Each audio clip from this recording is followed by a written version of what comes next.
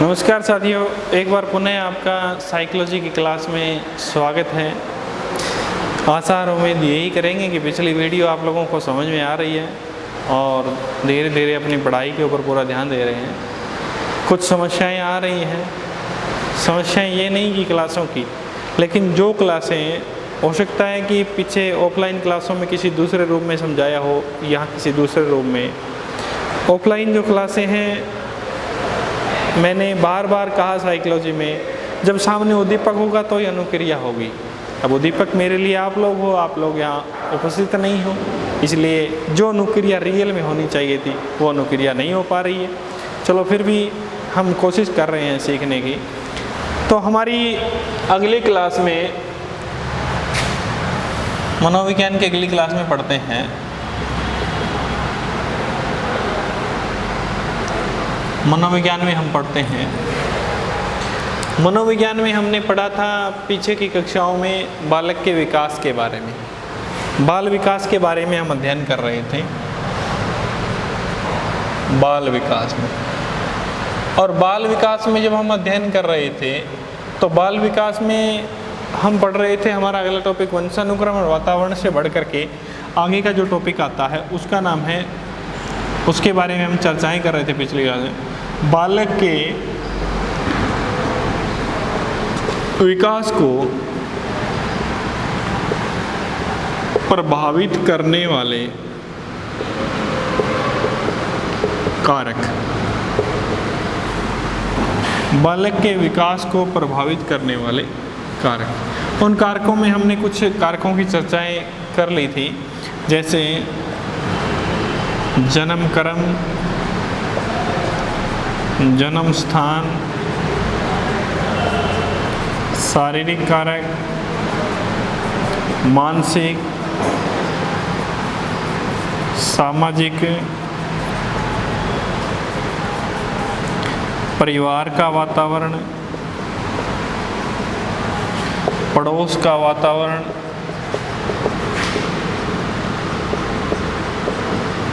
मित्र मंडली,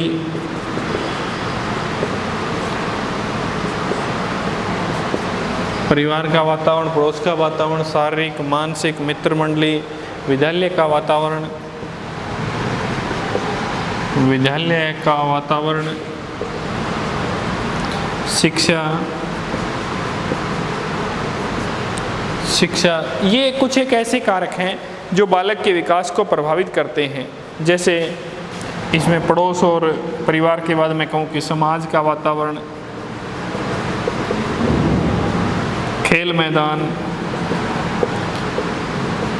और भी मैं अगर बच्चों छोटी अवस्थाओं के ऊपर ध्यान दूँ तो पोषण। ये कुछ एक ऐसे कारक हैं जो महत्वपूर्ण कारक हैं जो बालक के विकास को प्रभावित करते हैं।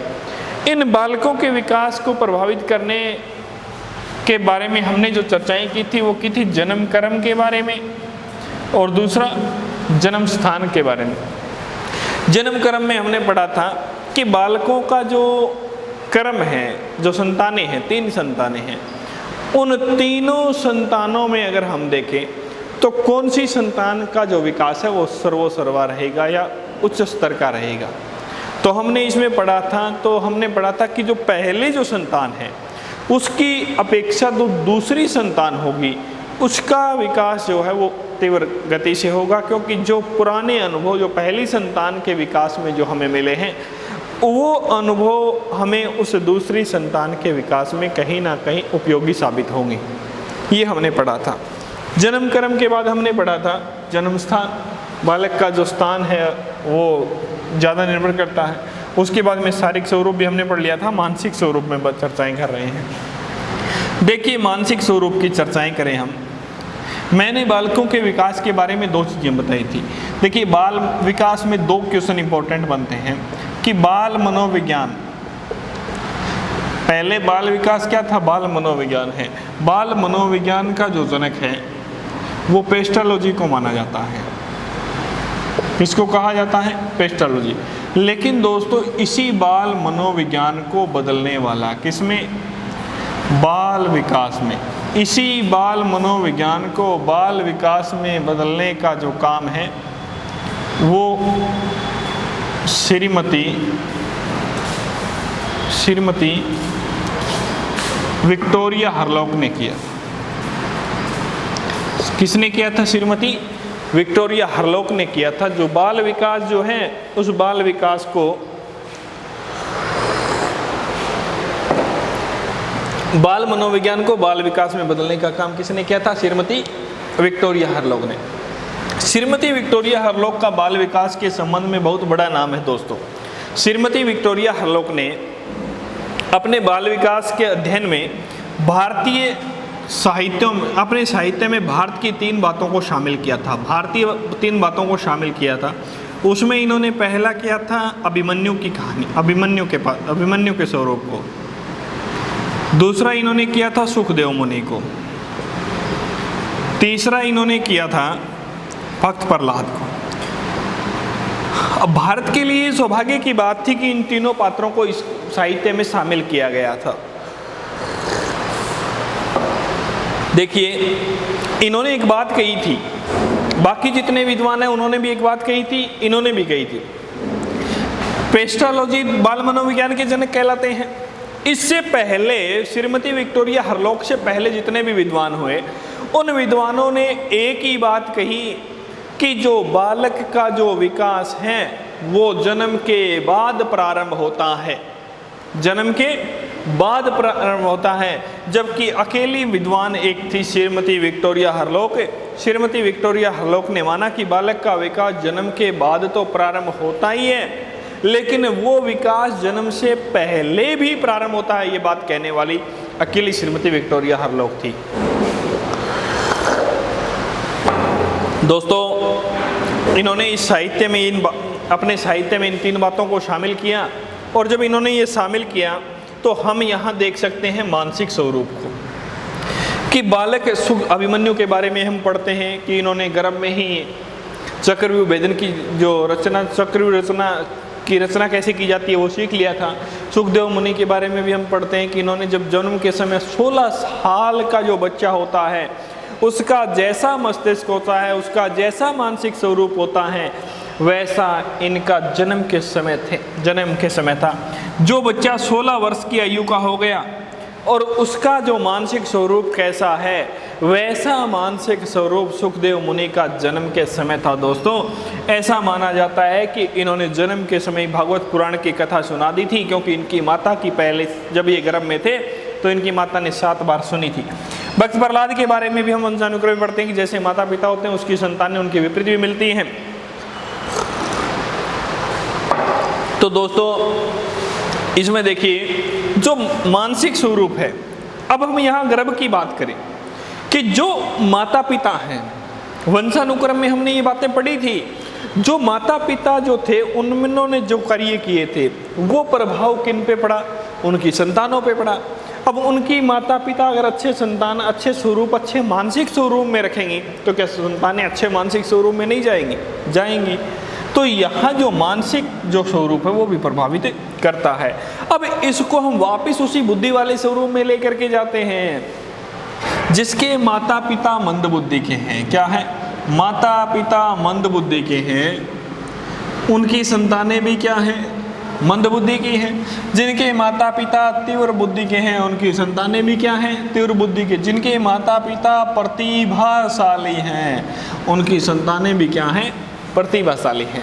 अब दोस्तों, देखने, सोचने, समझने वाली बात ये है कि जैसे माता पिता वैसी संतानें, वंशानुक्रम में हमने पढ़ लिया, तो मानसिक स्वरूप भी बालक के विकास को प्रभावित करेगा कि नहीं करेगा? कि माता बालक ने जन्म लिया नहीं, उससे पहले तो प्रभावित कर ही रहा है, उसके बाद भी प्रभावित करेगा। अब जन्म लिया नहीं, उससे पहले कैसे प्रभावित करेगा? इस बात को समझने के लिए तो विक्टोरिया हरलॉक की इन 3 बातों को समझिए जो मैंने अभी बताई है। और बालक के विकास यानी जन्म लेने के बाद कैसे प्रभावित करेगा, वो इन चीज़ों पर निर्भर। मैंने पहले बता दिया कि जन्म कर्म, बालक का जो स्थान है वो कौन सा है, बालक का कर्म कौन सा है, बालक का जन्म लेने का स्थान कौन सा है, शारीरिक स्वरूप कैसा है। जब ये चीजें होंगी तो बालक का मानसिक स्वरूप प्रभावित होगा कि नहीं होगा?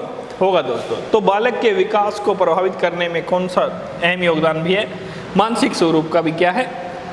अहम योगदान है। उसके बाद में सामाजिक स्वरूप, सामाजिक यानी इस दोनों को हम साथ में पढ़ेंगे, एक तो सामाजिक स्वरूप और दूसरा समाज का वातावरण। ये दो चीज़ें हमारे साथ में हैं कि सामाजिक और समाज का वातावरण। कुछ समाज ऐसे हैं जो अपने, जो समाज कुछ गतिविधियां कर रहा है, बालक को उन्हीं गतिविधियों में ढलना होता है। समाज कैसी कैसी क्रियाएं कर रहा है, किस किस दृष्टिकोण में रह रहा है, कैसे बालकों के विकास को प्रभावित करता है। समाज जिस वे में ढालना चाहता है, जिस वे में रखना चाहता है, बालक को उसी वे में ढलना पड़ता है।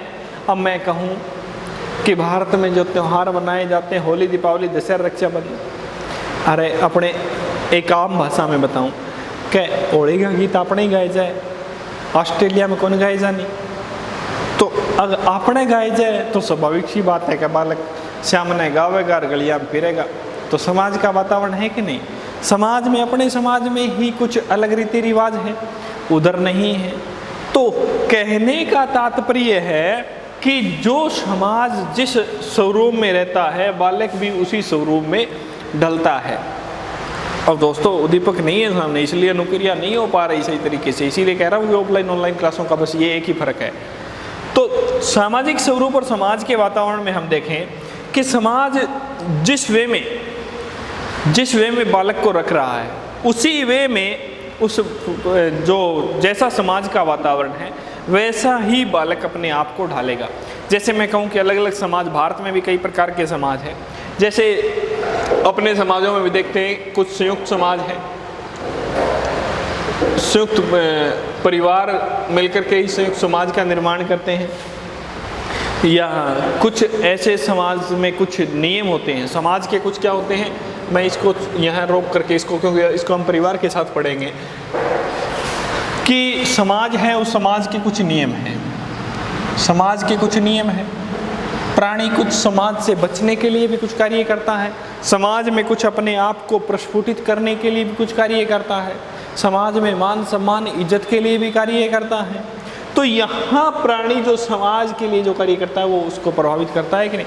कुछ समाज में अगर हम आज वर्तमान में महिलाओं की शिक्षा के बारे में अगर बात करें कि जो महिलाएं हैं उनको पढ़ाया नहीं लिखाया जाता, छोटी सी उम्र में बाल विवाह कर दिए जाते हैं, क्या बालक का विकास प्रभावित हो रहा है कि नहीं हो रहा? जरूर हो रहा है, क्योंकि बालक का विकास है, उस विकास को हमने वहीं रोक दिया।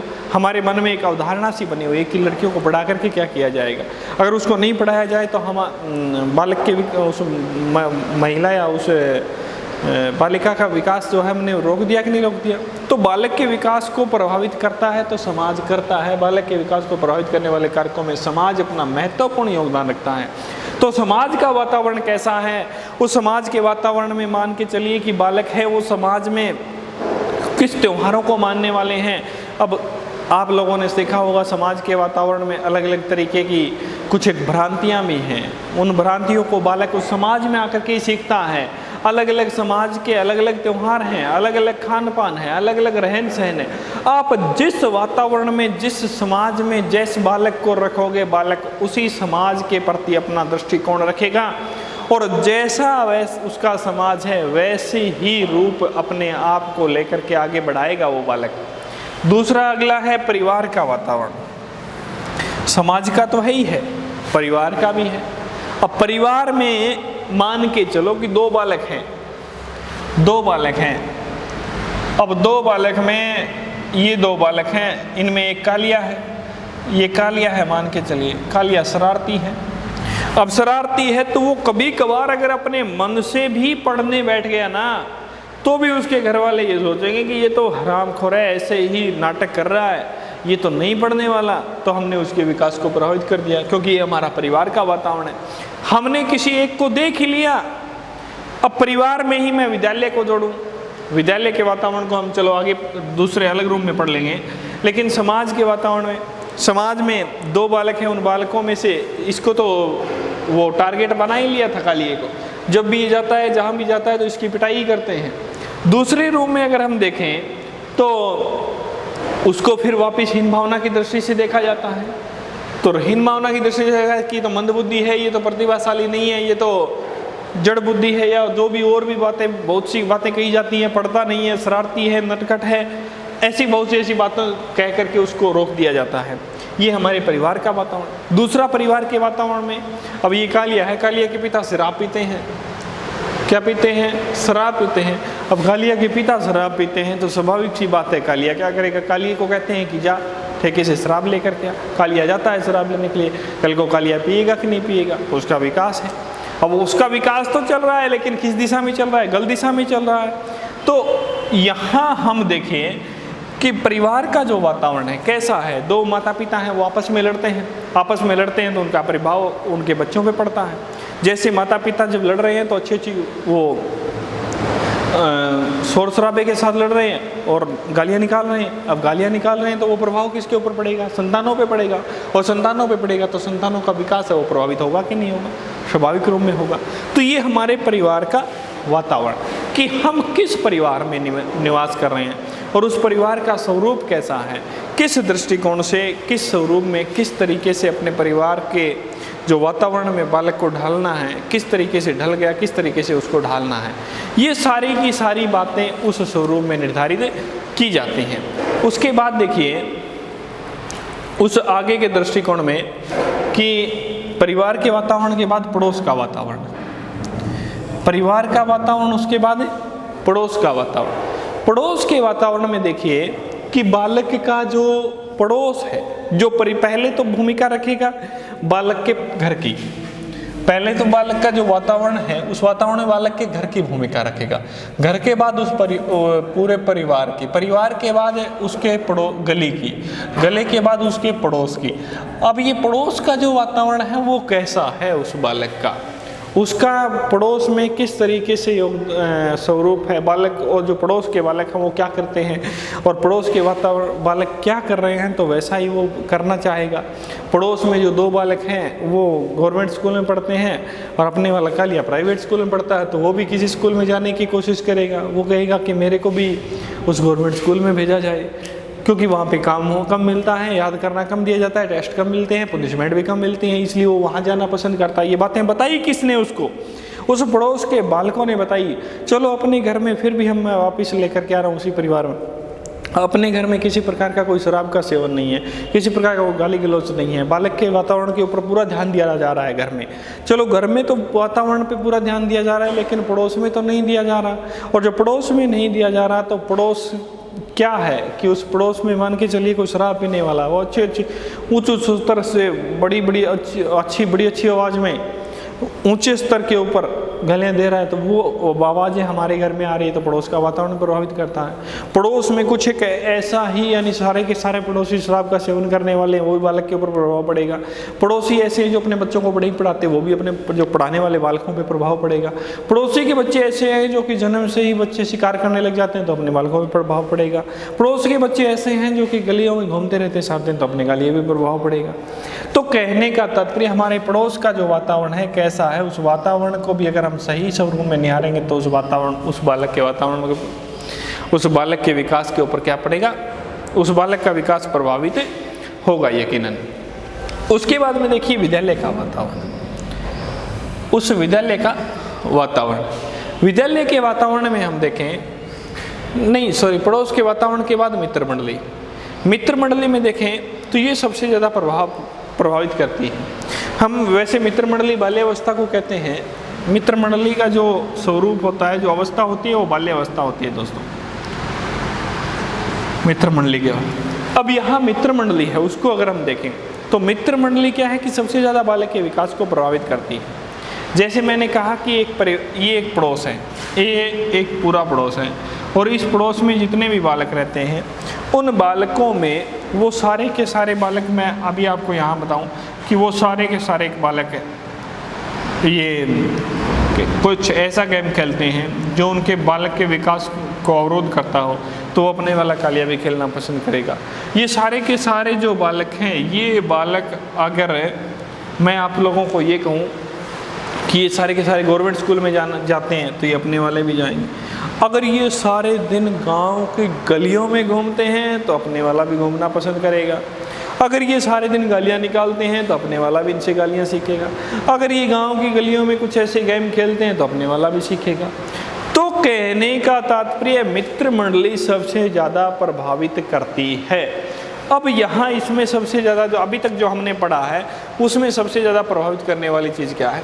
मित्र मंडली है। क्योंकि यहाँ पे सबसे ज़्यादा जो जीवन वो बालक जो है वो अपना सबसे ज़्यादा जो जीवन है वो किसके साथ व्यतीत कर रहा है? उन बालकों के साथ कर रहा है, उन अपने समूह के साथ अपना जीवन व्यतीत कर रहा है, उन मित्र मंडली के साथ वो अपना जीवन व्यतीत कर रहा है। और जब अपना जीवन उस मित्र मंडली के साथ वो व्यतीत कर रहा है तो यकीनन मान के चलिए आप लोग, जब वो अपना जीवन मित्र मंडली के साथ अपना जीवन यापन कर रहा है तो जैसे उसके मित्र करेंगे, जैसे उसके मित्र कहेंगे वैसा ही करेगा। अब ये मित्र हैं, 5 मित्र हैं उसके, वो 5 मित्र एक स्कूल में पढ़ते हैं। स्कूल से आते आते रास्ते में आप लोगों ने देखा होगा कि कई बार होमवर्क, पहले की बात बताऊं, होमवर्क अधिक दे दिया जाता था, बालक घर से विद्यालय से निकलता था, निकलने के बाद घर तक जो पहुंचता था तो रास्ते में कहीं पर भी बैठ करके, किसी दूसरे के चौंतरों पे बैठ करके, वहाँ पे बैठ करके होमवर्क करने लग जाते थे। तो 5 विद्यार्थी और करें तो वो भी बैठ जाएगा वहाँ पे। 5 विद्यार्थी कहीं मेले में घूमने जा रहे हैं, उसको पता चल गया तो वो भी वो मेले में घूमने जाएगा। अगर पड़ोसी के बच्चे को, उस मित्र को, उसकी जो मित्र मंडली है उसको उसके पापा ने साइकिल ला करके दे दी, उसके पापा ने साइकिल ला करके दे दी, तो वो भी अपने वाला भी साइकिल की मांग करेगा कि नहीं करेगा? जरूर यकीनन करेगा कि मुझे भी क्या चाहिए, साइकिल चाहिए, और कैसी चाहिए? उस जैसी चाहिए। अब पड़ोस में कोई बालक है, वो कुछ ऐसी खिलौना लेकर के आ गया मेले से। अब खिलौना लेकर के आ गया तो अपने वाले कालिए को भी दिखाई दिया, तो कालिए ने घर पे आते ही मांग की कि मुझे तो खिलौना चाहिए और वैसा चाहिए। कर रहा है कि नहीं कर रहा?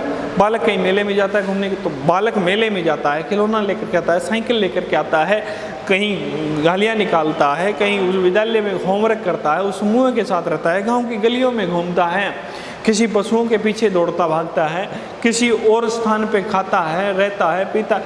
ये अगर उसने सारी बातें उन दोस्तों के साथ की तो दोस्तों आप लोग ही बताइए उस पर प्रभाव सबसे ज़्यादा किसका पड़ा? उस मित्र मंडली का पड़ा। जैसे उसके मित्र हैं वो ही, जैसे उसके मित्र हैं वैसे ही कार्य वो करेगा। तो कहा जाता है कि सबसे ज़्यादा जो कंपनी जो हमारी संगति है उसका असर होता है, इसीलिए कहा जाता है better alone than a bad company. उसके बाद विद्यालय का वातावरण, बालक जो विद्यालय में प्रवेश करता है और जब विद्यालय में प्रवेश करता है तो उस विद्यालय में भी उसे बहुत सी ऐसी चीज़ों का सामना करना पड़ता है जिससे उनके विकास को उनका विकास है वो प्रभावित होता है। अब बालक विद्यालय में पहुंचता है तो बालक विद्यालय में विकास कैसे प्रभावित होता है? मान के चलिए मैं कहूँ एक बालक है, एक एग्जाम्पल दूंगा मैं, वहाँ बालक के मानसिक विकास की ओर गति करेगा। वो देखना कि एक बालक के विद्यालय में आता है। दोस्तों आज से पहले जब ये RT 2009 नहीं चलती थी, उससे पहले के हालात क्या रहे हैं, बड़ा ही चिंतनीय और दुखद विषय है। क्योंकि उस समय बालकों को जो वर्तमान स्वरूप की शिक्षा और प्राचीन शिक्षा में अगर जोड़े, प्राचीन ज़्यादा पीछे नहीं जाएं, RT 2009 से पहले ही देखें तो भी बहुत हालात गंभीर थे। तो देखिए हम पढ़ रहे विद्यालय के वातावरण, एक बालक है वो कक्षा में आता है। आज भी मैं अगर कहूँ कि 90% ऐसे बालक हैं जिनको मैथ और इंग्लिश विषय नहीं आते हैं, ना मैथ आती है ना इंग्लिश आती है। नहीं आने का कारण वो अपने आप को दोष देते हैं। मित्रों ये दोष तुम्हारा नहीं है, ये दोष उन महान शिक्षकों का है जिनसे तुम मैथ और इंग्लिश पढ़ करके आए हो। तुम्हारा काम था एक विद्यालय में जाना। एक विद्यालय में जाता है बालक और विद्यालय में जाने के बाद वो पढ़ता है, पूरी साल पढ़ता है, पूरी साल जाता है, लेकिन प्राइमरी क्लास का बालक है, पूरी साल जाता है और फिर उसको ठप्पा लगा के दिया जाता है कि तू फेल हो गया। अब वो वहाँ बालक फेल नहीं हुआ, वो सिस्टम फेल हुआ है, उसको पढ़ाने वाले फेल हुए। क्योंकि बालक का काम था विद्यालय में जाना और उसके माता पिता का काम था उसको सहायक सामग्री ला करके देना। बाकी का काम शिक्षक का था कि उसको केवल और केवल मात्र 33% मार्क इस वे से लेकर के दिए जाएँ ताकि वो उसको अच्छे तरीके से पढ़ सके। 33% मार्क ही दिलवाने के काबिल वो शिक्षक उसको नहीं रहा। क्योंकि उस बालक ने उसको नहीं पढ़ा। और नहीं पढ़ा तो किस वजह से नहीं पढ़ा? साइकोलॉजी की वजह से। क्योंकि साइकोलॉजी का उपयोग केवल और केवल कंपटीशन एग्जाम देने के लिए करते हैं, बाद में नहीं करते। क्योंकि मनोविज्ञान दो चीज़ों पर आधारित है, शिक्षण विधियों और सिद्धांतों पे। अब उसने कोई ऐसी शिक्षण विधि नहीं लगाई जिससे कि बालक के मस्तिष्क में वो सारी की सारी बातें एक सही सिस्टम से प्रवेश कर जाएं। आज हिंदी अच्छे से आ रही है, सामाजिक अच्छे से आ रही है, उसकी अपेक्षा 2009 से पहले अनुच्छेद वो धारा 17 जो थी उसमें बालक को पनिशमेंट देने की बात कही गई थी। अधिनियम धारा 17 जो थी बालक की आरटी 2009 की, उसमें पनिशमेंट हटाने की बात कही गई। जब ये धारा 17 नहीं लगी थी उससे पहले उस शिक्षक को पूर्ण अधिकार था पनिशमेंट देने का। अब शिक्षक केवल और केवल पनिशमेंट देता था। अब एक मान के चलिए मैं उस विद्यालय के वातावरण की बात कर रहा हूँ, एक बालक मैथ विषय में कमज़ोर है और एक शिक्षक आता है, उसको रोजाना उसी को टारगेट बना लेता है, 2 दिन 5 दिन 10 दिन उसकी पिटाई करता है। उसके बाद उस शिक्षक के जहन में भी एक बात वो बैठा लेता है शिक्षक कि इसको कुछ आता जाता तो है नहीं, आकर के पिटाई करनी है और छोड़ देना है। क्या उससे इस बालक का विकास है वो आगे बढ़ेगा? नहीं बढ़ेगा। उस बालक के मस्तिष्क में भी एक बात ये घर कर जाएगी कि ये शिक्षक आएगा और पनिशमेंट देगा और दे करके चला जाएगा। केवल और केवल यही बात उसके मस्तिष्क में आएगी। इससे आगे वो बालक भी वो बातें नहीं सोच सकता, उस आगे वो बालक भी उस बात को नहीं समझ सकता। अब अगर उसी बालक को सही तरीके से अगर सही वे में ढाला जाता, उसको सही तरीके से कोई बात समझाई जाती, तो क्या वो बालक मैथ नहीं सीख सकता था? सीख सकता था आराम से। लेकिन उसको सही वे में सही दिशा में समझाया ही नहीं गया। अगर समझाया जाता तो वो बालक मंदबुद्धि था नहीं, उसे उस शिक्षक ने मंदबुद्धि बना दिया। उस विद्यालय का वातावरण भी प्रभावित करता है दोस्तों। अगर उस विद्यालय के वातावरण में अगर वो शिक्षक उसे अच्छी शिक्षण विधि और उचित सिद्धांतों के द्वारा सिखाता तो वो जरूर कहीं ना कहीं यकीनन मान के चले उस बालक के विकास में कहीं ना कहीं आगे, बालक के विकास को आगे लेकर के जाती। उसके बाद विद्यालय का वातावरण, कुछ विद्यालय ऐसे हैं जहाँ पे बिल्कुल सांस्कृतिक कार्यक्रम नहीं करवाए जाते। सांस्कृतिक कार्यक्रम नहीं करवाए जाते तो बालक को करिकुलम एक्टिविटी से नहीं जुड़ता, करिकुलम एक्टिविटी से नहीं जुड़ता तो बालक का विकास फिर प्रभावित होता है। उसके बाद विद्यालय के वातावरण में कुछ कक्षाएं ऐसी हैं, कुछ शिक्षक ऐसे हैं, कुछ सहायक सामग्री ऐसी हैं, कुछ पाठ्यक्रम ऐसा है जो बालक को एक सही स्वरूप में सही वे में जो लेकर के जाता है उसको सही तरीके से लागू नहीं किया जाता। और जब उसको सही तरीके से लागू नहीं किया जाता तो बालक के विकास को फिर प्रभावित होना पड़ता है। धन्यवाद दोस्तों। इससे आगे हम चर्चाएं करेंगे विद्यालय के वातावरण के बाद शिक्षा, समाज का वातावरण, खेल, मैदान और पोषण अगली क्लास में। धन्यवाद।